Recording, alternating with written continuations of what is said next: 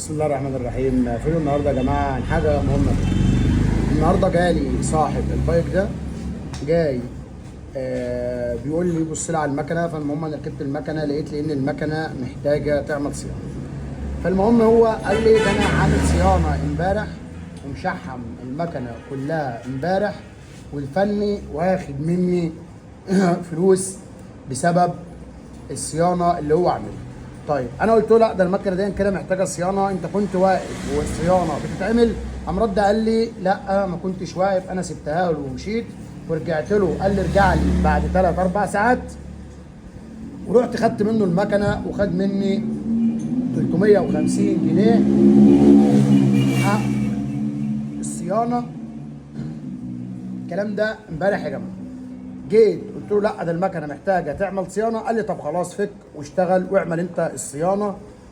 المهم بنفك دلوقتي لقينا لان المكنه ما اتحلتش ولا اتحط عليها شحم نهائي ولا الكلام ده كله. زي ما احنا شايفين يا جماعه ان الرقابيه طالعه ما عليهاش شحم نهائي، ما فكش الرقابيه ولا فك الاجزاء الموتور، الاجزاء المحرك البايق زي الاكسات او تشحيم البنج من الداخل او الحاجات دي كلها. نبص هنا مع بعض، مفيش اي شحم ولا المناطق دي كلها اتحلت ولا اتعمل اي صيانه في البايق.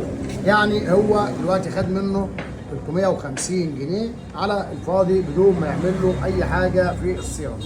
طيب فيديو النهارده هو لانك ما تسيبش البايق بتاعك لاي فني عديم الضمير، لان علماء الضمير كتير جدا يا جماعه، واغلبهم بيضحكوا على الناس زي ما احنا شفنا كده. يعني ادي اهو 350 جنيه صاحب البايق دفعهم لله وللوطن.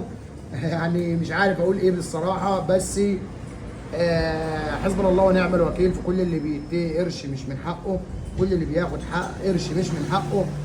يعني مش عارف ارد عليه اقول له ايه. بس يا ريت يا جماعه اي حد يسيب مكنه لفني، يا ريت اللي ما يسيبش المكنه للفني الا يكون فني واثق منه بنسبه 100%، لان زي ما شفنا كده ما اتعملش حاجه في الرقابيه ولا في الاكسات ولا اتعمل اي صيانه في المكنه، ومركب ليه تيل اصلي صيني على حيث اللي اصلي ومحاسبه عليه ب 450 جنيه. ببص على التيل لقيت التيل اللي راكب صيني مش اصلي، وادي الصناعيه ولسه ياما هنشوف. وطول ما مفيش ضمير طول ما هنلاقي الصناعيه دي كتير، وهنلاقي المشاكل اللي بتجيلنا كل يوم باستمراريه دي موجوده، عشان الناس اللي هم قدماء الضمير اللي هم بيستغلوا الناس او بيستغلوا ظروف الناس او باصين لنوع المكنه اللي صاحب البايق عاملها راكبها. فبالتالي هو ده اكتر حاجه يا ريت نخلي بالنا منها، اللي احنا ما نسيبش المكنه عند فنيين، لان كده زي ما قلت ان ده عالم ما عندهمش دين ولا ضمير. وبكده يا جماعه كان فيديو النهارده ليكم توعيه عشان ان انا ما اسيبش المكنه لاي فني لما اكون واثق فيه بنسبه 100%.